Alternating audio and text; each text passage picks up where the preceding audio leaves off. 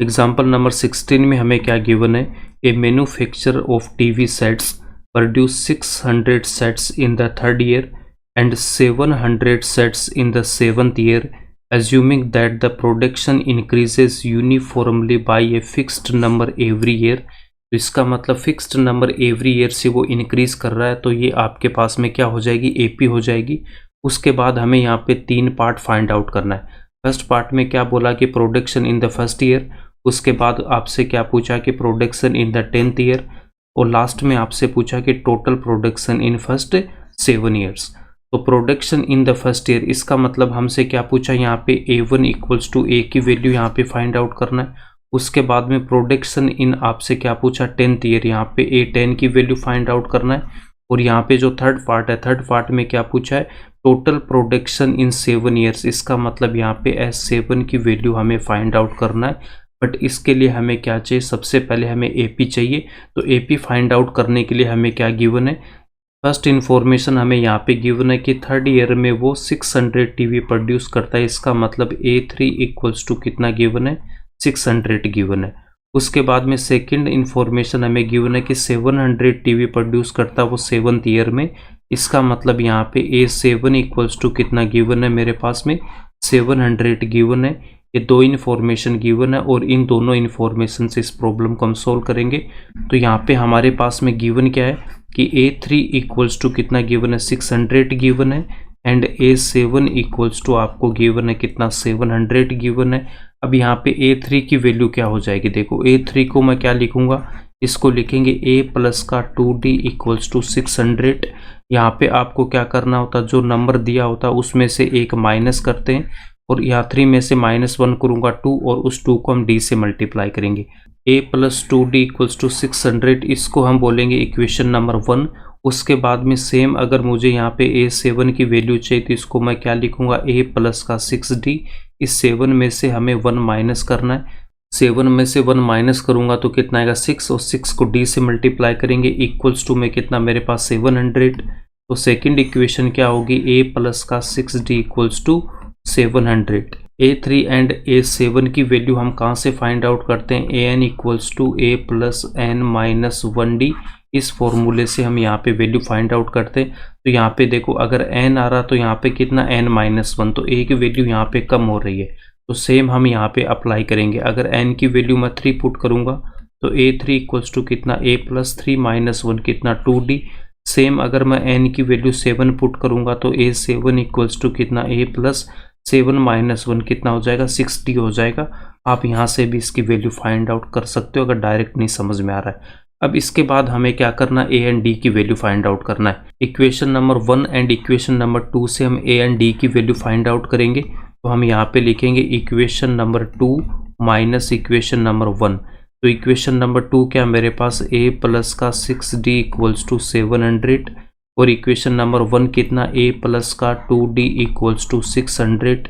2 में से 1 को हम यहाँ पे माइनस करेंगे, तो माइनस करेंगे तो इनके साइन चेंज हो जाएंगे, प्लस है तो माइनस, प्लस A से माइनस का A कैंसिल आउट होगा, तो LHS में कितना रह जाएगा, 6D माइनस का 2D इक्वल्स टू RHS में 700 माइनस का 600, 6D माइनस 2D यहाँ से कितना 4D इक्वल्स टू 700 माइनस 600, यहाँ पे कितना आ जाएगा 100।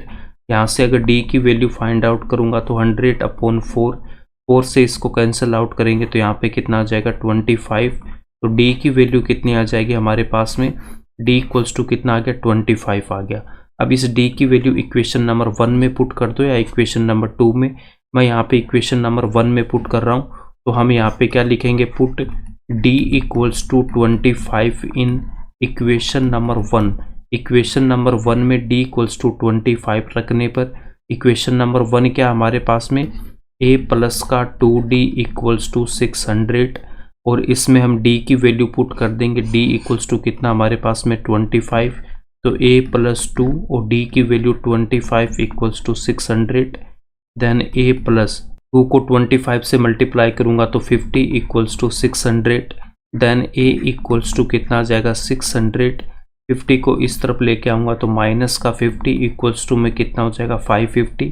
तो A की वैल्यू कितनी आ जाएगी हमारे पास में 550, A की वैल्यू 550, और डी की वैल्यू कितनी आ गई 25 आ गई। तो ए इक्वल्स टू कितना आ गया 550 एंड डी इक्वल्स टू कितना हमारे पास 25। अब इन दोनों से हम यहाँ पे ए पी बनाएंगे। तो सबसे पहले हमारे पास में A1 इक्वल्स टू कितना आ गया 550। नेक्स्ट मुझे A2 की वैल्यू चाहिए, तो A प्लस डी, ए की वैल्यू कितनी 550 प्लस इसमें 25 ऐड करेंगे डी, तो यहाँ से कितना हो जाएगा 575। नेक्स्ट A3 इक्वल्स टू कितना हो जाएगा A प्लस का 2D, देन यहाँ पे A की वैल्यू 550 प्लस 2 इंटू डी की वैल्यू यहाँ पे कितनी है 25। तो इसको सोल्व करूँगा तो यहाँ पे 550 प्लस 2 को मल्टीप्लाई करूँगा 25 से, तो यहाँ पे कितना 50, तो इसकी वैल्यू कितनी आ गई 600। A3 इक्वल्स टू 600 हमें गिवन भी था और हमने यहाँ से भी फाइंड आउट कर लिया, तो 600 ही आ रहा हमारे पास में।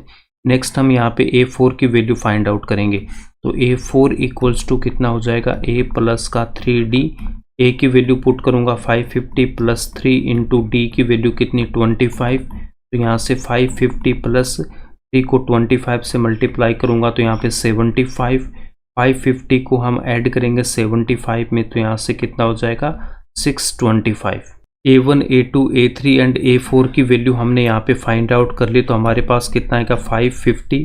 नेक्स्ट वैल्यू कितनी आई थी हमारे पास में 575, उसके बाद में 600, नेक्स्ट कितना 625।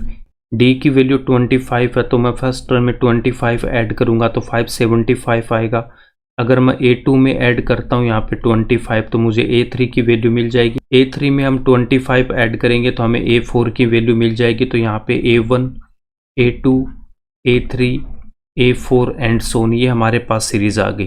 फर्स्ट पार्ट का आंसर क्या हो जाएगा, फर्स्ट पार्ट में हमें A1 की वैल्यू पूछिए, A1 इक्वल्स टू कितना हो जाएगा 550। तो जो फर्स्ट ईयर में जो टीवी प्रोड्यूस होंगे वो कितने होंगे 550 होंगे। A इक्वल्स टू हमारे पास कितना आ गया 550 आ गया, तो हम यहाँ पे क्या लिखेंगे, as a result 550 TVs are produced in the first year, अतः पहले वर्ष में 550 टीवी का उत्पादन होता है। ये आपका फर्स्ट पार्ट का आंसर हो जाएगा।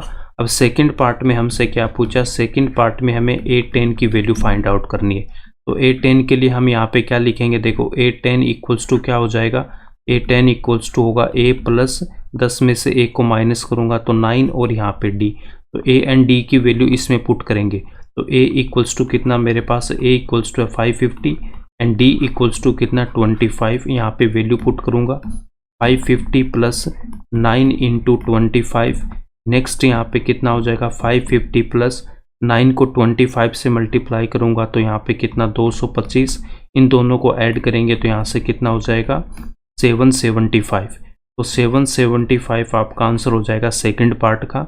A10 इक्वल्स टू 775 आ गया, तो हम यहाँ पे क्या लिखेंगे, 775 TV set were produced in the 10th year, 10वें वर्ष में 775 टीवी का उत्पादन हुआ। यह आपका सेकंड पार्ट का आंसर हो जाएगा। थर्ड पार्ट में हमसे यहाँ पे S7 की वैल्यू फाइंड आउट करने को बोला है। हमें गिवन इन्फॉर्मेशन क्या थी कि A3 equals to 600 and A7 equals to 700, वहाँ से हमने ये AP यहाँ पे हमने फॉर्म कर ली।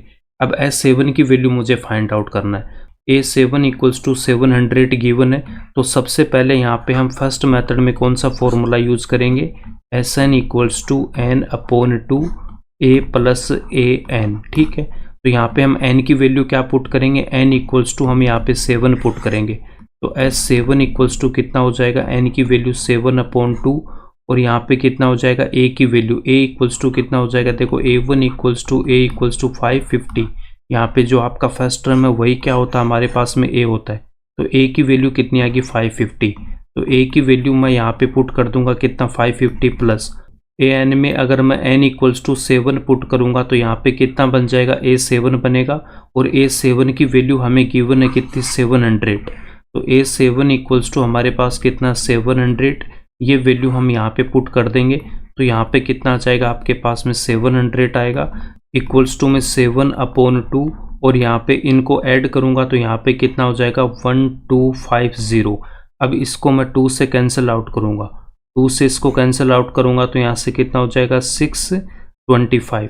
तो नेक्स्ट स्टेप में S7 इक्वल्स टू कितना हो जाएगा 7 इंटू 625, इसको हम 7 से मल्टीप्लाई करेंगे तो आंसर आ जाएगा 4375। ये आपका आंसर हो जाएगा आपका फर्स्ट मेथड से।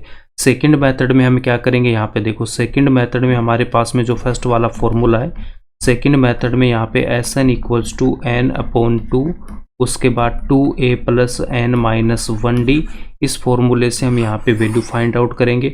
तो सबसे पहले मैं n इक्वल्स टू 7 पुट करूँगा, इस फॉर्मूले में n इक्वल्स टू 7 पुट करूँगा तो S7 इक्वल्स टू 7/2, उसके बाद 2a प्लस यहाँ पे n की वैल्यू 7 माइनस 1 और इंटू में d। नेक्स्ट स्टेप में यहाँ से कितना आ जाएगा, S7 equals to 7/2 into 2a plus 7 minus 1 कितना हो जाएगा 6 और यहाँ पे d। अब यहाँ पे a एंड d की वैल्यू पुट करेंगे, a equals to 550 and d equals to 25 इस फॉर्मूले में पुट करेंगे। यहाँ पे वैल्यू पुट कर दूंगा 550 और यहाँ पे d की वैल्यू पुट करेंगे 25। तो नेक्स्ट स्टेप में कितना आ जाएगा, S7 इक्वल्स टू 7/2, यहाँ पे कितना 2 इंटू 550, उसके बाद में कितना हो जाएगा प्लस 6 इंटू यहाँ पे कितना होगा 25 होगा। नेक्स्ट स्टेप में यहाँ से देखो S7 इक्वल्स टू 7/2, 2 को मल्टीप्लाई करूँगा यहाँ पे 550 से, तो यहाँ पे कितना 100 प्लस 6 को मल्टीप्लाई करेंगे 25 से, तो यहाँ पे कितना 150। अब इनको हम यहाँ पे ऐड करेंगे तो यहाँ से कितना आ जाएगा 1250। नेक्स्ट स्टेप में 2 से इसको कैंसिल आउट करूँगा तो यहाँ से कितना 625, तो 7 को हम मल्टीप्लाई करेंगे 625 से, तो इसकी वैल्यू कितनी आ जाएगी 4375। तो S7 की वैल्यू कितनी आ गई हमारे पास में 4375। इन दोनों मेथड से किसी एक मेथड से आपको इस क्वेश्चन को सोल्व करना, तो इसका आंसर कितना आ गया 4375। तो हम यहाँ पे क्या लिखेंगे, hence 4375 TVs were produce overall in the first 7 years।